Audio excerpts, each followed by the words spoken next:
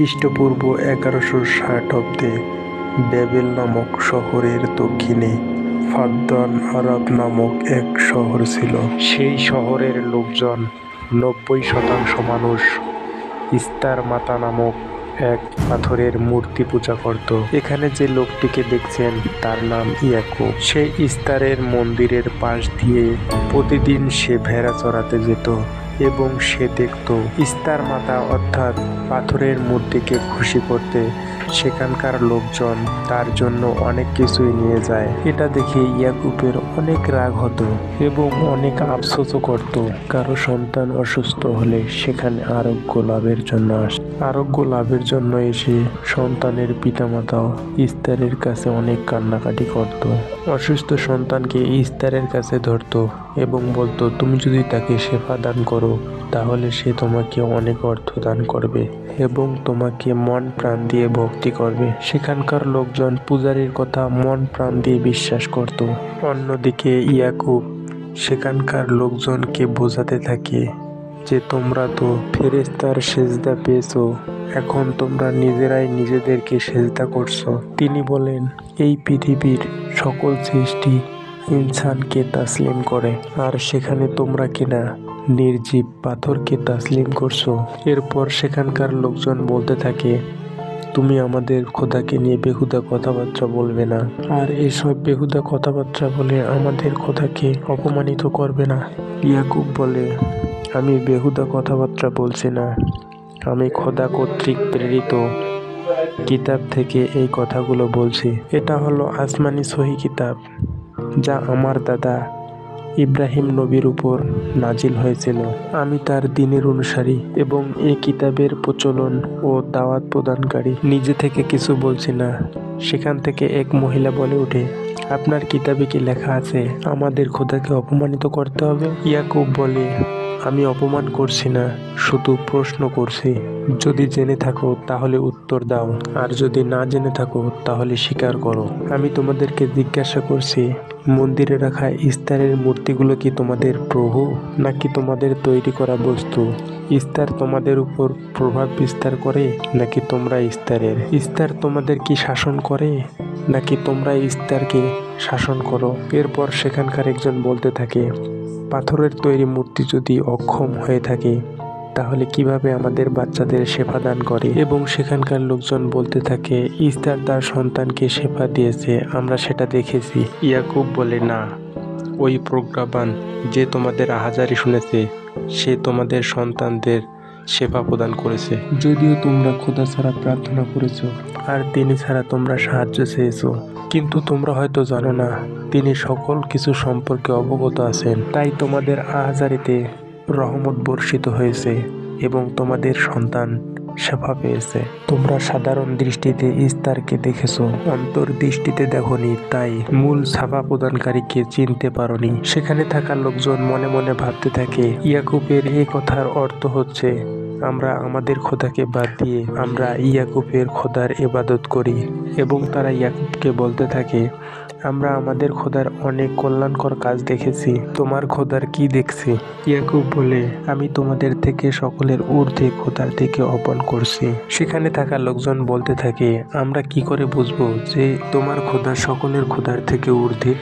এবং তারা তাকে বলতে থাকে, তুমি ওই ইস্তারের ধর্মযাজকের মতো সোনারূপ্য লুটে নিতে চাইতেছ না, তাই আমরা কিভাবে বিশ্বাস করব? ইয়াকুব বলে, তোমরা আমাকে ভুল বুঝছো, সেগুলোর প্রতি আমার কোনো লোভ নেই। তোমরাই বলো, তোমরা আমাকে রাখলি ছাড়া কোনো কিছু করতে দেখেছো? এবং কিছু লোক বলতে থাকে, দেখেনি বলে কি দেখতে হবে?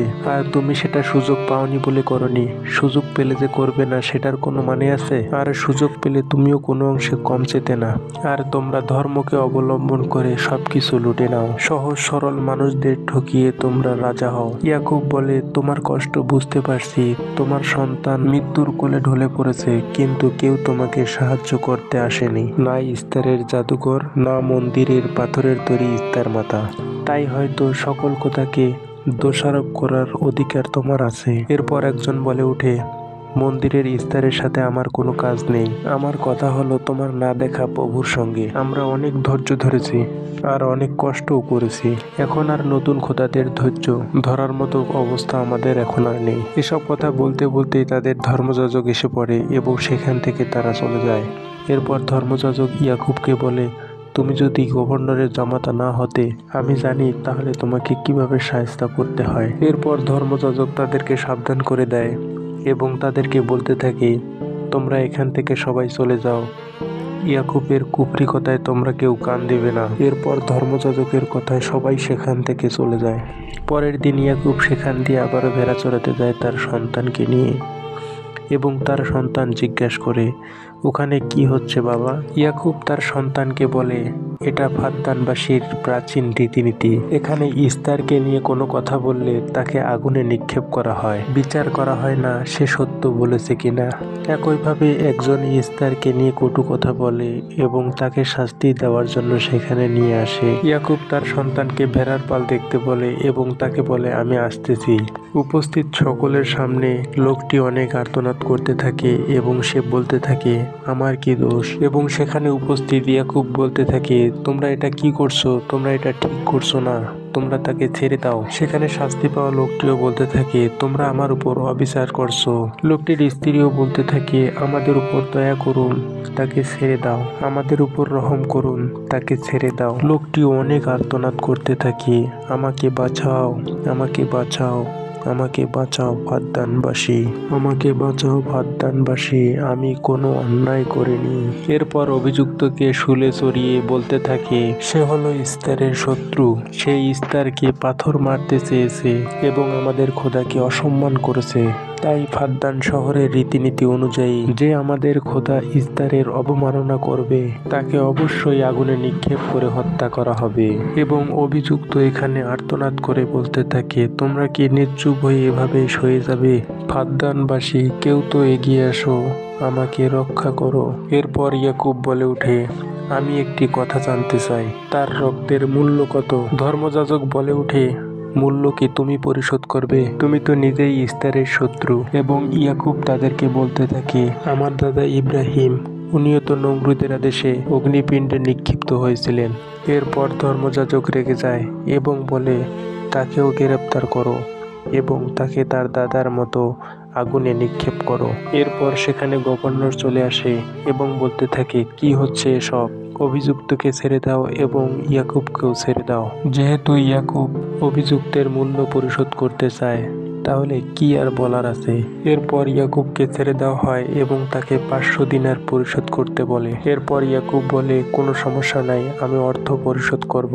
এরপর অভিযুক্তকে সেখান থেকে ছেড়ে দেওয়া হয়। সেখান থেকে মুক্তি পেয়ে সে অনেক খুশি হয় এবং ইয়াকুবকে অনেক ধন্যবাদ জানায়। লোকটি ইয়াকুবকে বলতে থাকে, আমার জীবনের বিনিময়ে যে অর্থ আপনি প্রদান করবেন তার বিনিময়ে সারা জীবন আপনার কৃতদাস হয়ে থাকব। লোকটি আরও বলতে থাকে, আপনি মহান, আপনি মহান। এবং তার স্ত্রীও বলতে থাকে, আপনি আমার স্বামীকে বাঁচিয়েছেন, আপনি মহান। এরপর তারা ইয়াকুবের বাড়িতে ইয়াকুবের সাথে কাজ করতে থাকে এবং ইয়াকুবের স্ত্রীও তাদেরকে অনেক ভালোবাসে। তাদেরকে দেখে দেখে বলতে থাকে, লোকগুলো আসলেই খুব ভালো।